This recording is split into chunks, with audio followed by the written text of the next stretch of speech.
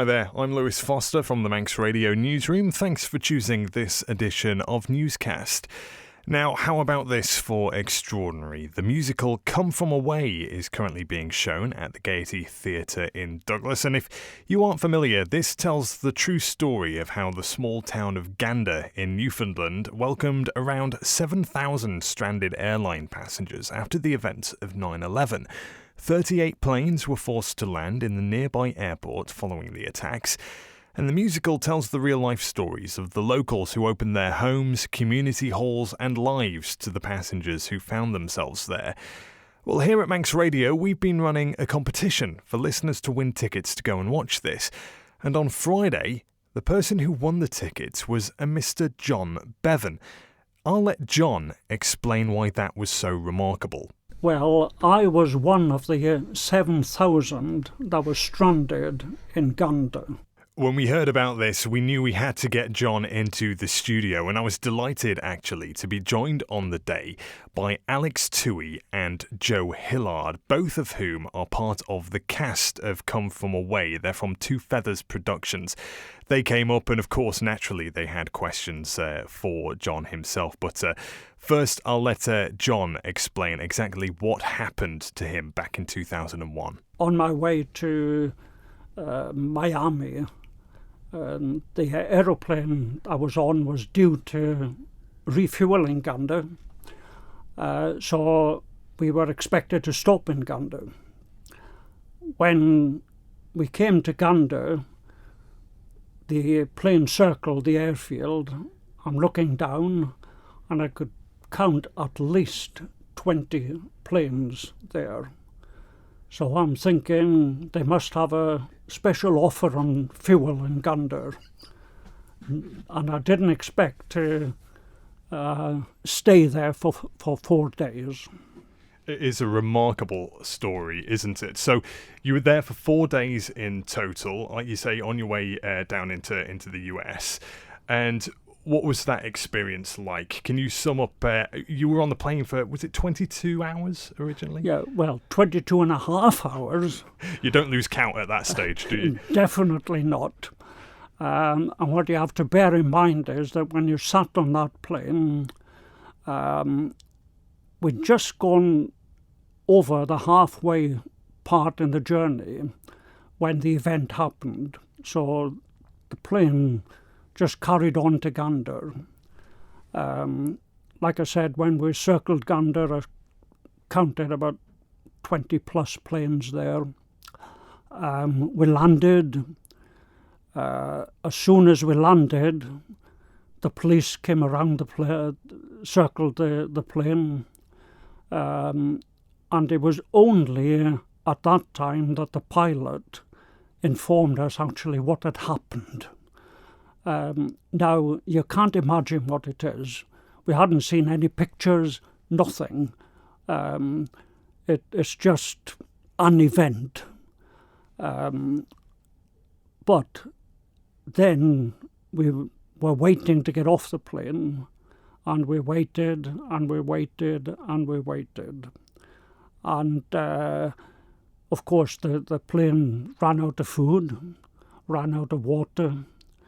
As soon as he mentioned, can you stop using the toilets or minimise the use of the toilets because the water's running out, most of the ladies just stood up and made a dash for the loo. There were some people on board that were desperate for a cigarette. They opened the door of the plane at the tail end of the plane, and within minutes, before they had time to finish the cigarette, the police were there, get that door closed. And it was about 7:30 in the morning. We'd left at 9 o'clock, left Manchester at 9 o'clock the previous day, but 7:30 in the morning, we were then let off the plane.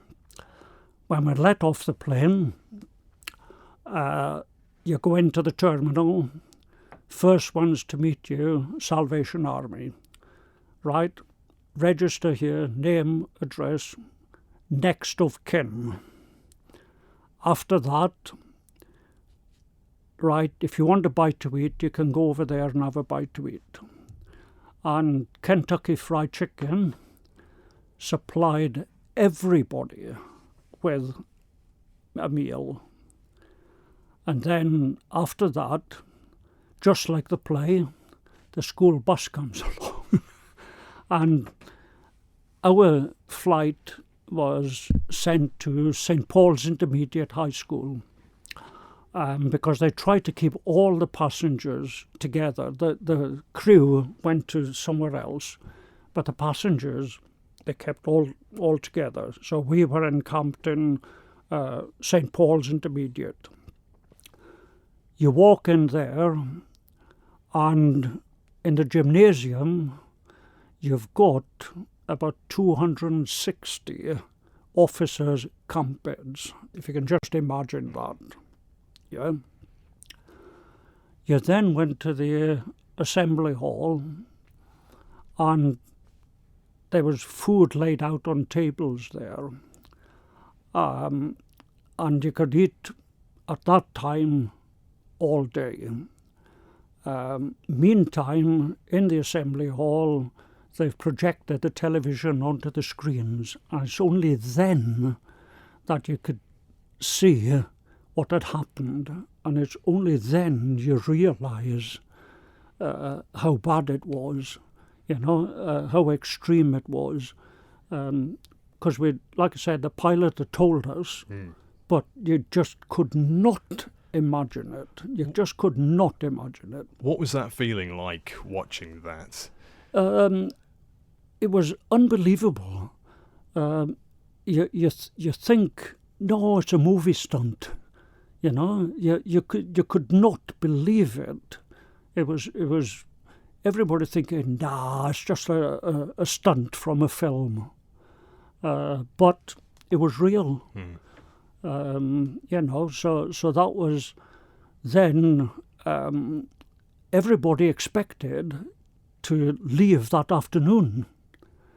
And as time went on, you suddenly realised we're not getting away from here. No one knew what the time scale would be like. All we knew was we were not getting away at that afternoon. So that evening, they sort of decided, right now, instead of having food there for the whole time we'd been there, now we'll get a bit organised. So between 8 and 10 you can have breakfast, between 12 and 2 you can have dinner, between 6 and 8, you can have lunch between 12 and 2, dinner between 6 and 8. And then we were told not to go away for more than an hour from our base, because if the flight was called, we had to be back within an hour. Yeah. What you have to bear in mind is that when we were let off the plane, you walked off as you were.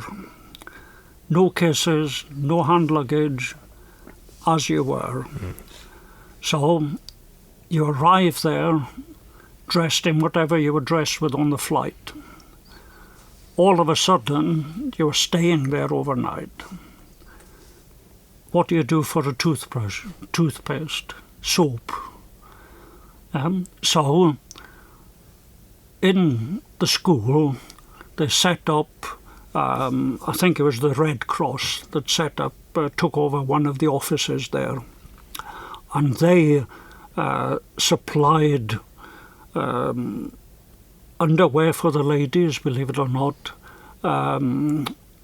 there's soap, toothpaste, towels, anything you could think of.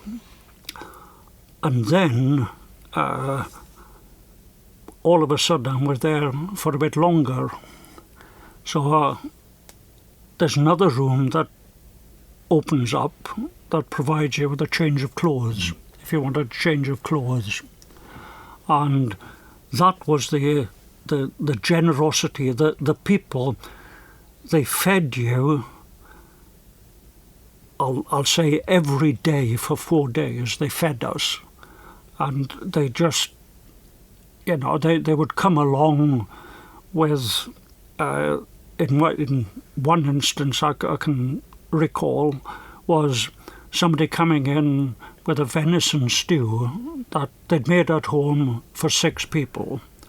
Right, there's 260 people in the school, but they kept coming in with these little bits that fed all 260 people for 4 days. Yeah. It's remarkable, isn't it? Just the lengths they went to make sure people were comfortable during what was an extraordinary time. And we're joined in the studio by Alex and Joe. You've been part of the Come From Away production, and you've been sat there listening to John's story. What's it like? Fascinating, and a real privilege to be able to meet you, but also to listen to your stories. It's one thing being able to perform this show. And whilst we know it's true, to meet somebody who's lived it and breathed it, it's a real privilege to hear John's story.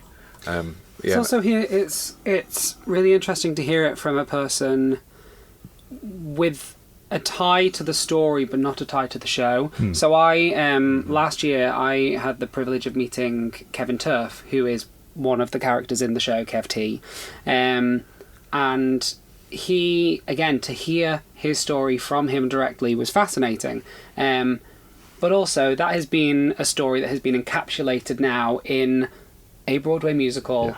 A lot of what is said in the show is taken from interviews. It is stuff that he said, but also the show has become part of his vocabulary. He retells his story, and it is his story, but he also tells it through the show, and he lives through the show. To hear it from someone who isn't kind of embodied by the show, but telling the same story and the same events. It's just really interesting to hear it without the kind of the bias, if that makes sense. Not that there's bias. You're getting some liner notes. You're getting a wider view of this story and a bit more in depth as well. It must be really interesting with what you've learned so far and how engrossed you are in the story as it's put. And John, you went along to the show on Friday. What did you make of the Come From Away production? Well, I certainly related to it. The events that were sort of shown in the show, there was one in particular that sticks to my mind, where the Walmart lady sort of invites a customer back to the house for a shower. Well, I can tell you that would have happened. It is not fiction. It didn't happen to me, but something similar happened to me. When I was walking along the street, I was asked if I was stranded. Yes. Where are you staying? St. Paul's Intermediate. How many of you are there? 260. Goodness me. Come in, have a shower. And that happened. And then, after the shower, they offered us a bite to eat, which said, no, there's enough to eat up at the school. And before we left, they went into the freezer, picked out this big bag of meat and said, take that back to the school so they can do something there with it. And again, just that generosity is remarkable, isn't it? And it's such an interesting story. And there are those comedic moments, like you mentioned in there, but again, just extraordinary. And you've been you two have been writing down some questions. You want to pick John's brains. I can feel it, can't you? Yeah. Well, just going on from that. So, how did you watching the musical and watching these events that you could relate to? How did it make you feel watching this and then at the end of the show?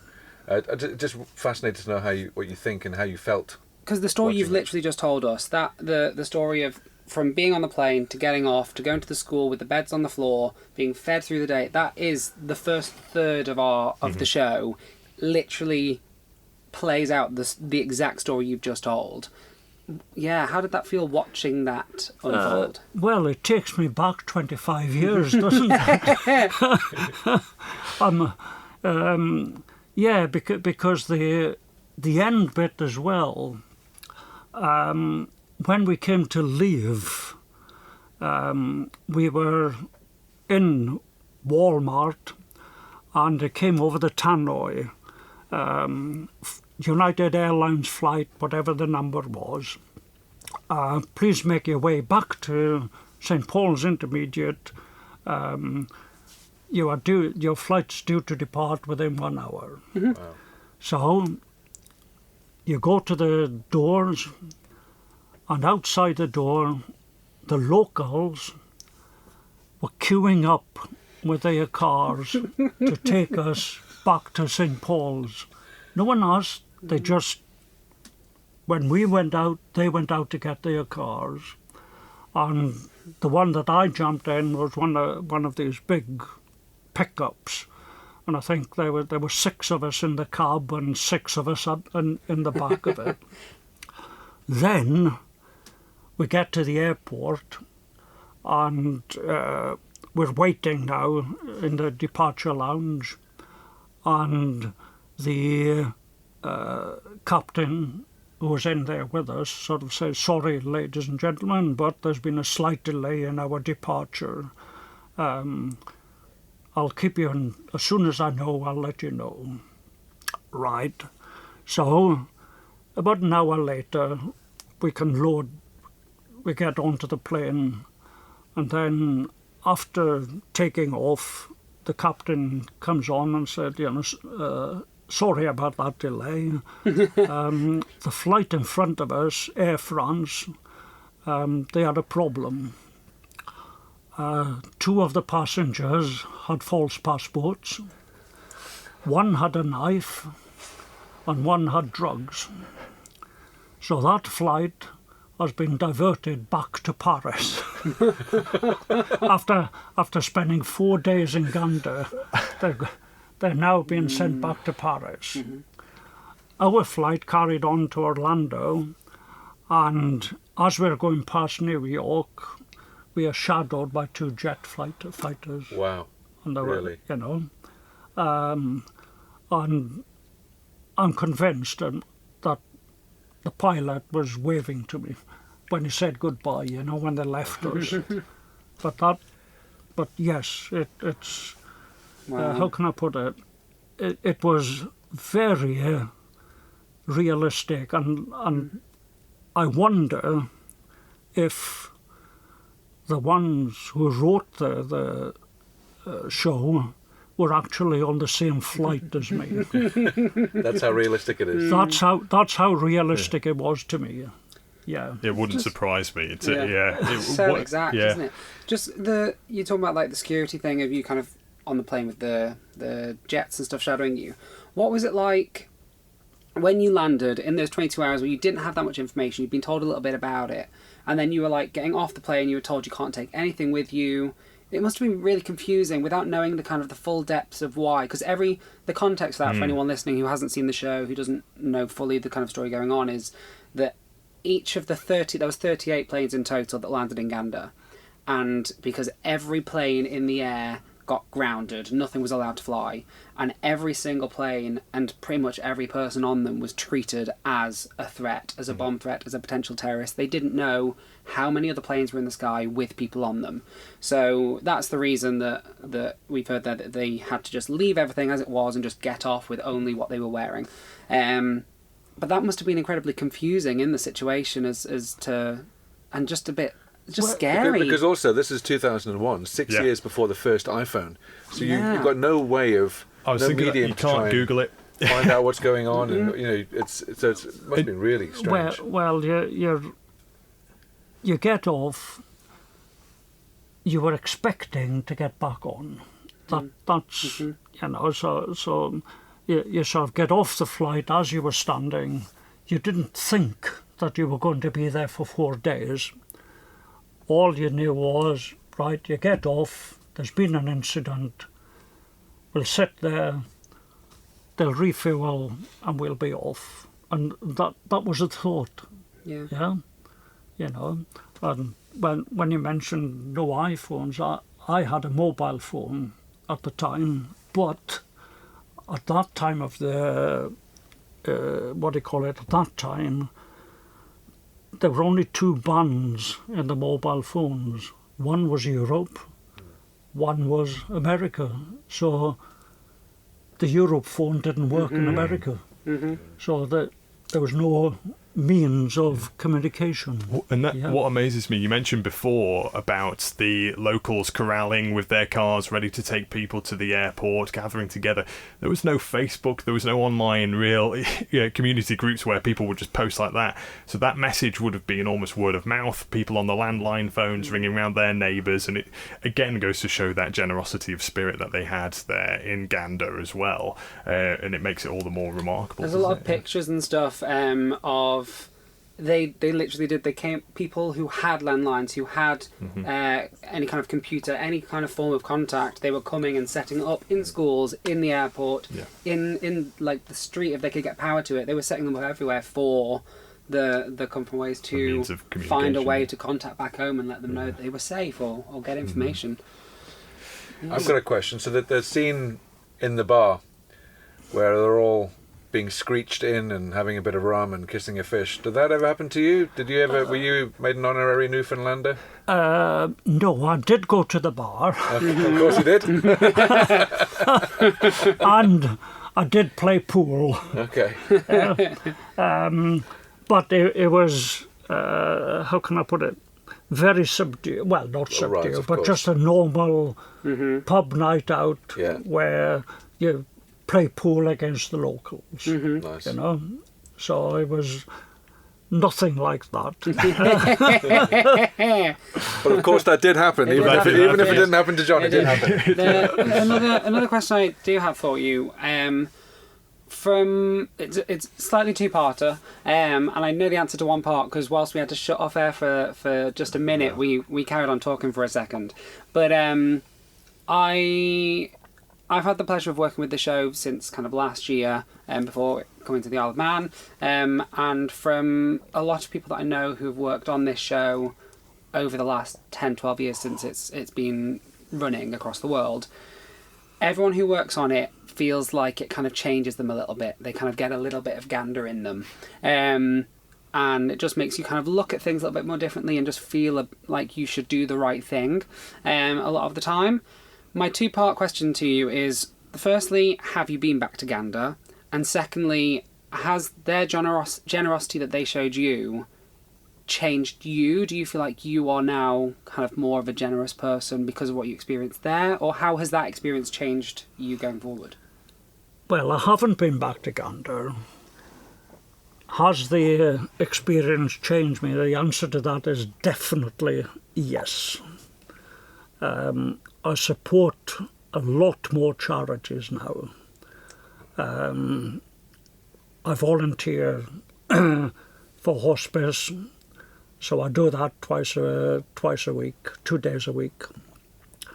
I volunteer as a cruise welcome. I support Age Concern, I support the RNLI and Sight Matters. So it has changed me from that point of view, yes. I'm definitely more generous now. It's fascinating. I could just sit and listen to you guys talk all day. It is really fascinating. And so just to go back to, obviously, John, you watched it that night, and you've taken it away. What would you recommend for anyone who's thinking about going to see it? Well, I would say go there and think about how, if you were stranded somewhere, and think of how you would like to be looked after, and see how the people of Gander looked after people, then that's the way to take out from the production, is to sort of say, if somebody came to me, I would look after them like the people of Gander looked after them.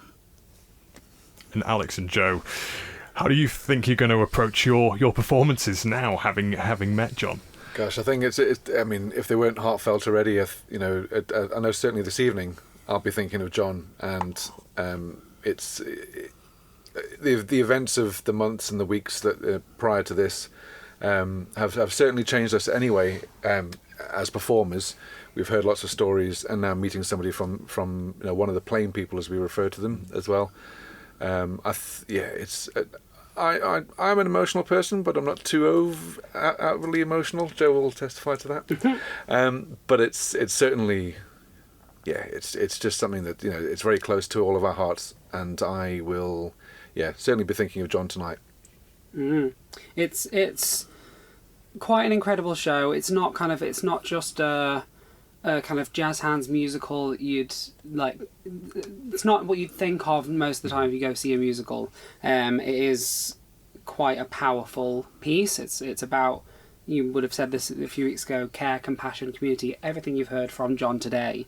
And one of the questions that gets asked in the show by Kevin Turf, and he asks this, he says it quite a lot in real life, especially with a lot of what's going on in the world at the moment, and especially if you look kind of across the water, of that, would this have happened back home? Would the people have done this?